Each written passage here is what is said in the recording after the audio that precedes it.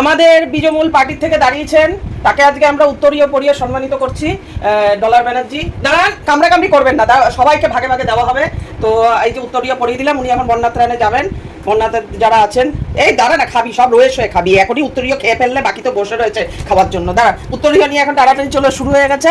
হ্যাঁ, বিজমূল পার্টি আমাদের, হ্যাঁ, বিশাল মানে কামড়াকামড়ি শুরু করে দিয়েছে, এখনো নামতেই পারলো না, এত দুর্নীতিতে ভরে গেছে যে এখনই কিন্তু দেখুন উত্তরীয় নিয়ে কামড়াকামড়ি খাওয়া খাই শুরু করে দিয়েছে। এবার তো টাকা নেই, টাকা নেই বাবা, টাকা নেই।